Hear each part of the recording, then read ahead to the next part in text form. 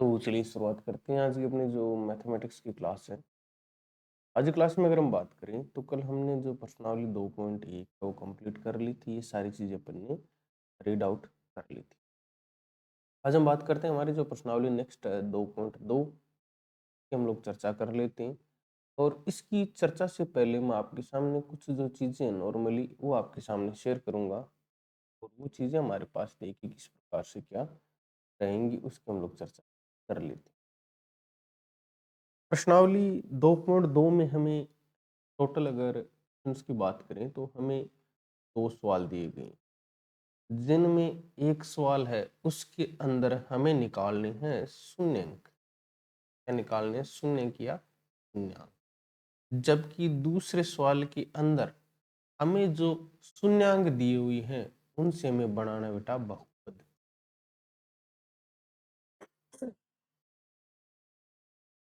दूसरे के अंदर हमें जो शून्यंक दिए हैं उससे हमें बनाना है बहुपद।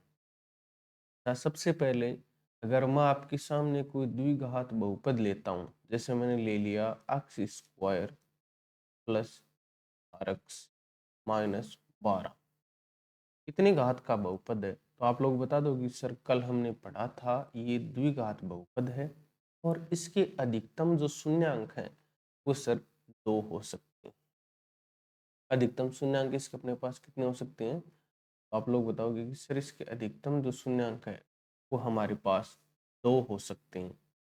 जिसमें अब एक बात बताओ, मान लो आपकी क्लास है, उसमें कोई विद्यार्थी है और उस विद्यार्थी, ऐसा तो नहीं है ना कि जैसे दो विद्यार्थी हैं दोनों एक जैसे हैं, उनका नाम एक है, बिल्कुल नहीं हो सकता। तो वैसे अगर हम बात करें तो जो बहुपद है उनके शून्यंक है, उनको अलग अलग समझने के लिए हमने इसका नामकरण किया। नामकरण क्या किया? पहले शून्यंक का बेटा हमने नाम रख दिया अल्फा, दूसरे का रख दिया बीटा। पहले का नाम हिंदी में अगर बात करें तो पहले का अपन ने रख दिया अल्फा और दूसरे का अपन ने नामकरण रख दिया बीटा। अल्फा बीटा आपको समझ में आ गई कि अल्फा बीटा क्या है? तो आप लोग बताओगे कि सर अल्फा कोमा बीटा हमारे पास जो द्विघात बहुपद है इसके शून्यंक है। ये क्या है? शून्यंक। तो इसमें आपको किसी प्रकार की कोई समस्या नहीं, अल्फा बीटा अपने पास शून्यंक होंगे। अच्छा, अब द्विघात बहुपद है, इस शून्यंक हम लोग ज्ञात कैसे करेंगे उसकी बात करें तो इसके शून्यंक हम लोग बीच वाला पद है उसको विभाजित करके ज्ञात करेंगे। सबसे पहले जो द्विघात बहुपद है वो मैंने आपको कल भी बताया था, इस रूप में लिखा हुआ होता है A X square plus B X plus रूप में लिखा हुआ होता है। जिसके अंदर बात करूं तो यहाँ पर जो ए दे रखा है वो इस बहुपद का क्या है? तो आप लोग बताओगे सर ये इस बहुपद का गुणांक है। अच्छा, जो आगे बी दे रखा है वो भी सर इस बहुपद का गुणांक है। सी अपने पास क्या है? ये भी बहुपद का गुणांक है। इस प्रकार की चीजें अब हम लोग ज्ञात करते हैं शून्यंक से ज्ञात करना। आपके सामने मैंने कोई भी बहुपद लिख दिया, जैसे मैंने लिख दिया आपके सामने x square plus 4x minus 12। आप लोगों ने जो कक्षा 9th है या क्लास 9th में आपने एक चैप्टर पढ़ा है, चैप्टर नंबर की बात करें प्रश्नावली दूसरी, दूसरी के अंदर आपने इसके टुकड़े करना सीखा है ना, जिसके अंदर अपन ने द्विघात के भी सीखे और त्रिघात के भी सीखे।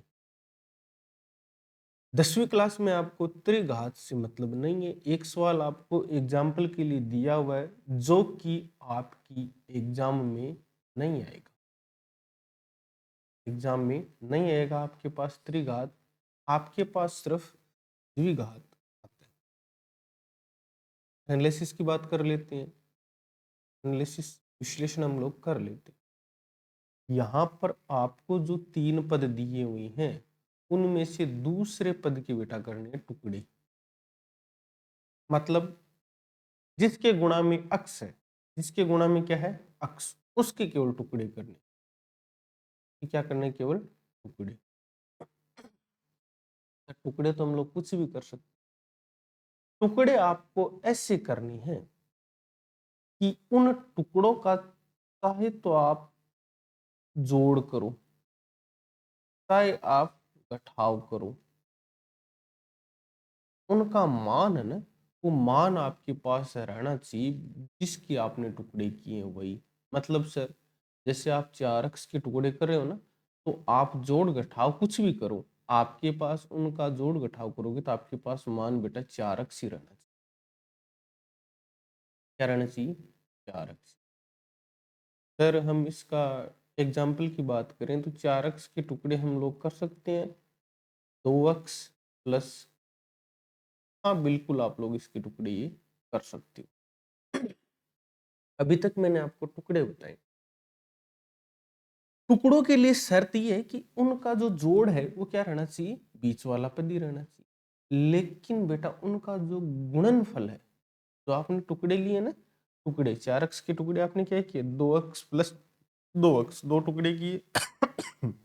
तो जब आप लोग 2x को 2x के साथ गुणा करो तो इसका मान आपके पास क्या आना चाहिए, उसकी मैं आपके सामने चर्चा कर लेता हूँ। 2x को 2x के साथ गुणा करोगे तो आपके पास मान क्या आएगा? 2 दूनी 4, x की घात यहाँ पर 1, यहाँ पर 1, तो x की घात कितनी हो गई? 2। आधार सेम होती है तो घातें जुड़ जाती है। इसको गुणा किया तो आपके पास मान 4x स्क्वायर आ रहा है। लेकिन आपके पास मान क्या आना चाहिए गुणा करने पर? गुणा करने के उपरांत आपके पास मान ये आना चाहिए कि पहला पद कौन है? पहला पद एक्स स्क्वायर, तीसरा पद माइनस, गुणा करोगे तो माइनस का 12 एक्स स्क्वायर आना। ये एक शर्त बेटा इसके अंदर और शामिल है। बीच वाला पद है उसके टुकड़े करने, जोड़ या घटाव कुछ भी करो, जोड़ घटाव करने पर मान क्या आना चाहिए? 4x आ जाएगा। जबकि उसके बाद उन टुकड़ों को आपस में गुणा करो तब आपके पास मान आना चाहिए पहले टुकड़े और तीसरे टुकड़े को गुणा करें उसके बराबर। कितना आना चाहिए? Minus 12x square. लेकिन अपने पास क्या रहा है? 4x square. तो अपने पास ये क्या हो गया? गलत। दूसरा कोई टुकड़ा हम लोग सोचते हैं, x square plus 4x minus, अच्छा मैं 6x है उसमें से 2x घटा दूं तो क्या बचेगा? आप लोग बोलोगे सर 4x। अच्छा मेरे पास टुकड़ा एक तो आया 6x और एक आया माइनस का 2x। मैं दोनों को गुणा करता हूँ, 6x गुणा माइनस 2x, 6 दूणों माइनस का 12x। हमें चाहिए क्या था? जोड़ या घटाव कुछ भी करो, मान क्या रहना चाहिए? 4x। जबकि गुणा करो तो क्या आना चाहिए? माइनस का 12x। तो ये आपके पास एक टुकड़ा तो क्या आ गया? एक्स स्क्वायर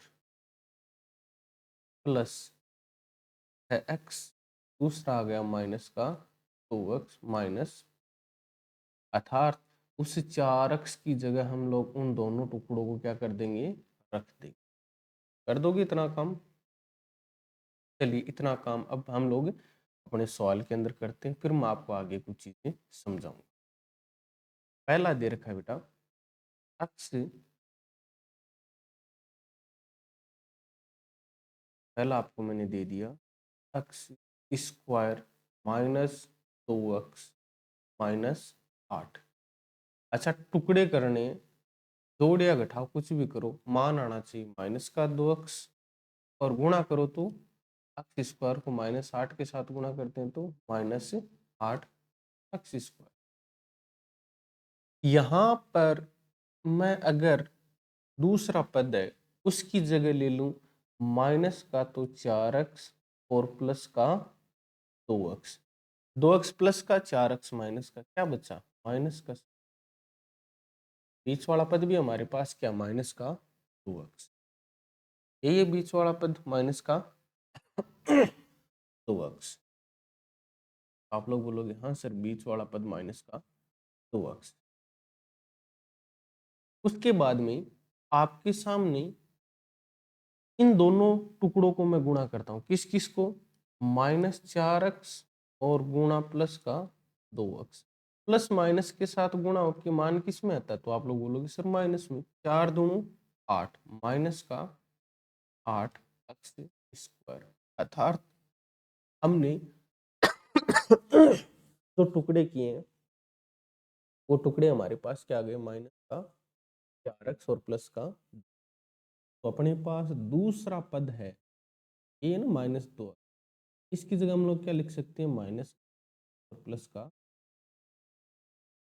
तो एक्स स्क्वायर माइनस का 4x प्लस का 2x, आगे बच गया -8। इतना काम करना, तो आप लोग प्रत्येक विद्यार्थी इतना काम आराम से कर ले। इतना काम कर लोगे, फिर आपको बनाने बेटा दो दो की जोड़ी। एक जोड़ा ये बन गया 2 का, एक जोड़ा 2 का। पहले वाले सवाल पे आ जाते हैं। एक जोड़ा 2 का ये बन गया,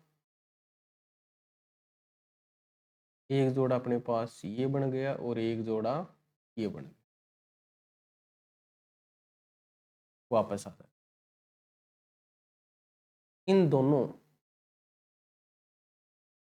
जो अपने पास ये दोनों पद दे रखे हैं इनमें से भार क्या आ रहा है, तो आप लोग बोलोगे सर अक्स भार ले लोगे, अक्स दोनों जगह है, तो यहाँ पर बचेगा अक्स -4।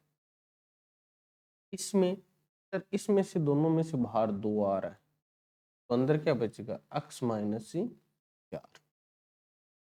अगर आपने किसी भी बहुपद को हल किया है और ये दोनों मान यहाँ पर सेम आ गए, तो आपके द्वारा किया गया हल है वो सही है, वरना आपने जो हल किया है बेटा वो गलत। अब दो जगह x-4 है, तो एक तो उठा लो बेटा x-4, एक आपके पास बचा हुआ x+2, एक ये हो गए 2। पूर्णांक का मतलब, पूर्णांक का मतलब ये होता है बेटा x-4 के बराबर क्या आना चाहिए, 0। ये -4 दूसरी साइड गया प्लस का 4, तो एक जगह तो x का मान आया +4, x+2 बराबर 0, तो ये इस साइड प्लस का दूसरी साइड माइनस का, x बराबर क्या आ गया -2। तो एक अल्फा, एक शून्यांक को अपन ने अल्फा कहा, दूसरे को बीटा का। अल्फा का मान बेटा 4 आ गया, बीटा का मान -। जहां तक मुझे लग रहा है प्रत्येक विद्यार्थी को ये बात समझ में, ये हो गया बेटा शून्यांक। पूरा सवाल दे रखा था निम्न द्विघात बहुपदों के शून्यांक ज्ञात की, तो अपन ने शून्यांक ज्ञात, क्या हमारे शून्यांक ज्ञात हो गए। अब हमें ज्ञात करना बेटा शून्यांकों तथा गुणांकों के बीच संबंध, शून्यांकों तथा गुणांकों के बीच संबंध की सत्यता की हमें जांच करनी है। अच्छा, उस सवाल के अंदर तो अपन ने शून्यांक ज्ञात कर लिए, लेकिन इसके अंदर भी तो हमें ज्ञात करने। इस टुकड़े में से बाहर क्या आ रहा, तो आप लोग बोलोगे सर अक्स, x+6 बचा, यहाँ भी माइनस यहाँ भी माइनस, 2 बाहर आ रहा है, तो पूरे में से -2 बाहर ले लिया, तो अंदर क्या बचा, x+। अब एक चीज का आप लोग ध्यान रखना, अगर मैं किसी भी कोष्टक के बाहर माइनस लगाता हूं तो भी उसके चिन्ह बदल जाते हैं, उल्टे हो जाते हैं, और प्लस लगाता हूं मतलब अंदर मान माइनस का है, या माइनस हटाता हूं तो भी उसके मान उल्टे। ये सारे अपने पास माइनस की, 1 मिनट बेटा आप लोग थोड़ा सा होल्ड करें।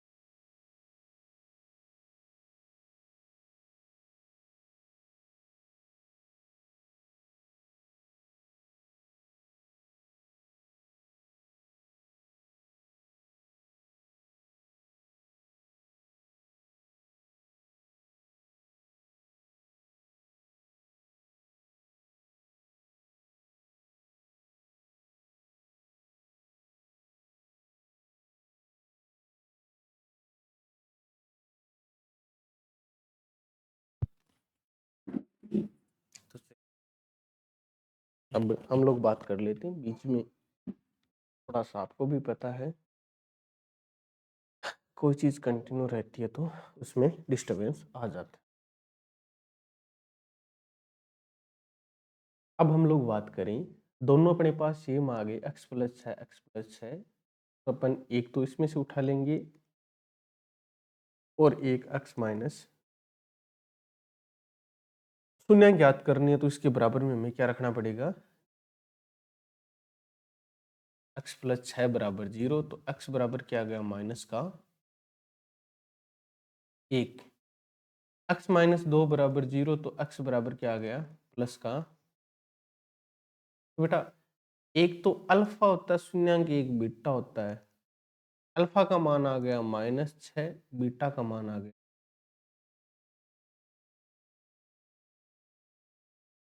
तो ये आपके पास शून्यंक आ गए।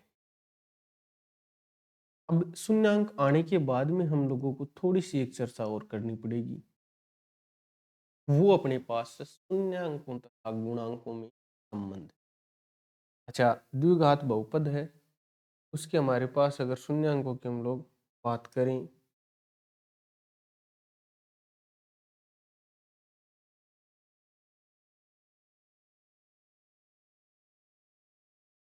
उसके हम लोग अगर शून्यंकों की बात तो हमारे पास एक तो अल्फा होता है, एक बीटा होता है।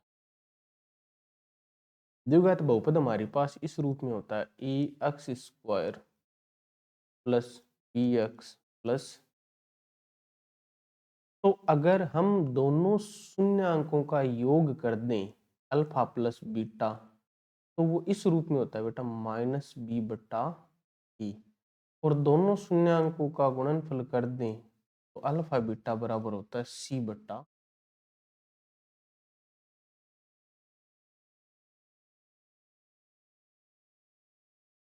आगे बात समझ में, सी आपको पता है तीसरा पद, ए आपको पता है पहला पद, बी आपको पता है।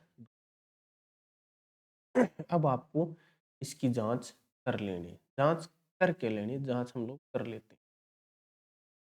अच्छा, शून्यंकों का योग अपने पास क्या होता है, अल्फा प्लस बीटा बराबर -b/e।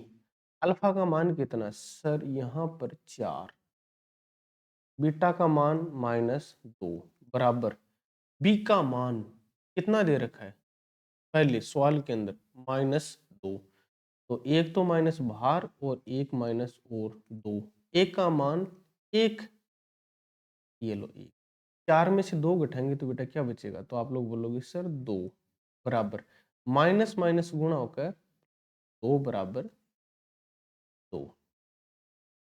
तो एक तो शून्यंकों का योग हमने ज्ञात कर लिया, अब हम लोग शून्यंकों के गुणनफल की बात करते हैं। अल्फा बीटा बराबर c/, अल्फा का मान 4, बीटा का मान -2, सी का मान कितना है माइनस का 8, -8, ए का मान 1, 4 दूणों -8 बराबर माइनस, अगर ये दोनों मान बराबर आ जाती हैं तो यही अपने पास बेटा इसके अंदर शून्यंकों तथा गुणकों के बीच संबंध है। अब मैं आप लोगों के लिए जो एक दो सवाल है वो आपको घर के लिए दे रहा हूँ।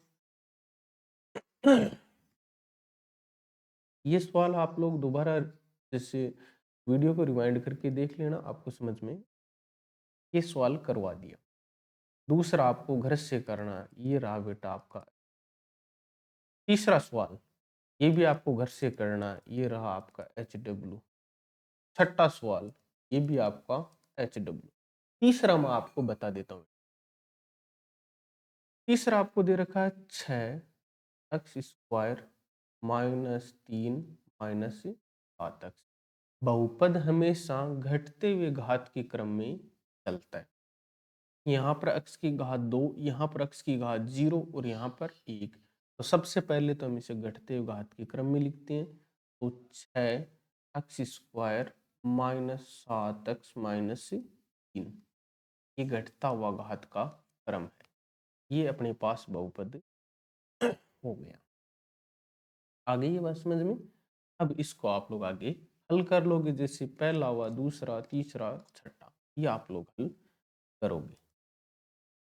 इसके बाद में जो नेक्स्ट सवाल है वो हम लोग आराम से कल पढ़ लेंगे। अपना जो सिलेबस है वो छुट्टियों छुट्टियों में जो अपने पास हॉलीडेज हैं आपकी, वो कर लेंगे, और इतने में सिलेबस कंप्लीट हो गया तो फिर रिवीजन हम लोग स्पीडली करेंगे। तो आज की क्लास को हम लोग यहीं पर कंप्लीट करें। छोटा सा आपको एचडब्ल्यू दिया है मैंने होमवर्क, वो आप लोग